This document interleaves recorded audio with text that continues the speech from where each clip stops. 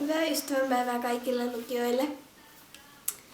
Mulla on ollut kyllä tosi kiva päivä tänään ja ajattelin vähän kertoa siitä tälleen videon muodossa ja näyttää vähän kaikkia ihania lahjoja, mitä mä sain. Menin 8 tänään kouluun ja sitten lähdettiin tonne Botniahallille. Meitä oli tukareita ja sitten oli oppilaskuntaa ja sitten oli jalkapallojoukkoja. Elikkä siellä pelattiin poikien jalkapallon koulujen väliset SM-kisat. No, pojat hävisi molemmat pelit, joten ei sitten päästy noihin kulta- ja pronssiotteluihin, mutta oltais haluttu mennä kattoo niitä, mutta ei me sitten päästy.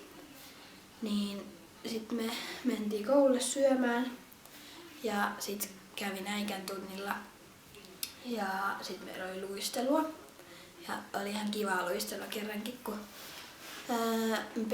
pelailtiin ja leikittiin ja oltiin viestejä sellaisia, niin tuli ihan lämmin. Ja vaikka mulla on pienet luistimetkin, mutta se oli ihan kivaa, vaikka perseellänikin lensin, kun pelattiin kaukalopalloa. Joo, sitten sen jälkeen mentiin Patricia ja Matildan ja Katariinan kanssa tonne Café de Parisiin. Meidän piti eka mennä yhteen toiseen kahvilaan, mutta ne oli kaikki täynnä. Ja sitten jaettiin lahjat siellä ja syötiin ja kaikkea herkkoja ja tällaista. Ja näin. Ja nyt mä oon kotona. Tänään oli tosiaan ne penkkarit. Mun isoveljellä piti olla ne, mutta se meni pelaamaan Seinäjoelle, niin ne jäi siltä välistä. Mut nähtiin vähän aikaa niitä, kun mentiin bussilla. Kaikki huusi sillä, että pysäyttäkää bussi, me oltaan mennä ulos kattoo, kun meillä oli siinä aikaa muutenkin, mutta ei se pysäyttänyt sitten. Mutta ainakin nähtiin hetken aikaa. Mä en ole koskaan nähnyt sille penkkareille livenä, niin olipa ensimmäinen kerta sekin. Ja joo, niin nyt niihin lahjoihin. Elikkäs mä voisin ottaa tän näin kameran. Äitiltä mä sain aamulla tällaisen sydänjytskan. Mä en osaa, mä pystyn tarkentamaan tähän, mutta siis tää on todellinen sydänsormus. Otas. No joo, ehkä tää menee vähän huonompaan suuntaan. Mutta kuitenkin sydänsormus, ihana. Sehän kulta ja rusetti. Sitten sain äitiltä kans tällaisen Lauren Conradin suolaista ja makeaa. Varmaan sweet and sour niinku enkuks. Tää on tää toinen kirja. Ja on tosi kiva, kun mä just sain luettua sen ekan kirjan, niin voisitte kohta rupea lukea tuota. Sitten sain kans tällaisen Vermodan paidan. Tää oli tällainen tosi kiva tällainen basic.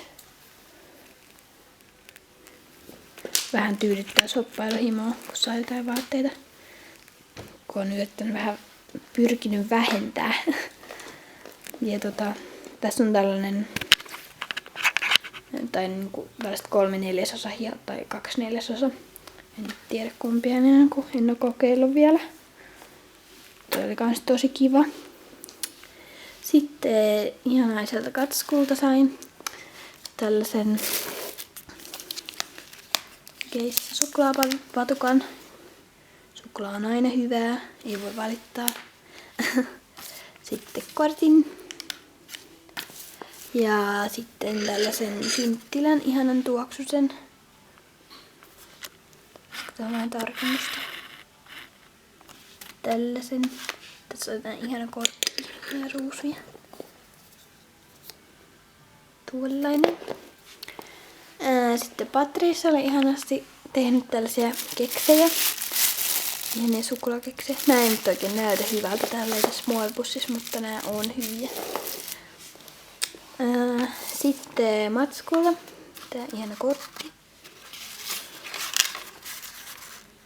Ja sitten tällaisia ihan söpöjä huulirasvoja. Nää on ihanan näköisiä. Meinasin itsekin ostaa tollasia. Sitten ihanalta Riialta. Tässä kaikki on ihania. Tällainen Helmi-taivaskirja. Vähän niinku varmaan kattanut blogia, koska vähän olen tehnyt niitä helmitöitä. Ja just eilen kävin hakemaan lisää helmiä. Tää on tällainen ihana Näin. Ja sitten täällä on ihana kortti. Söpö.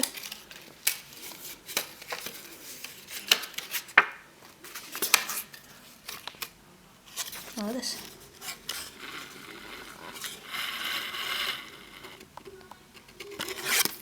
Tää oli ihana. Mä en nyt saa tarkentaa tätä. Mutta siinä lukee, että oot ykkönen. Ihanaa. Joo, sellaista. Eli kaikkea ihanaa on saanut nyt ihan hemmoteltu piloille.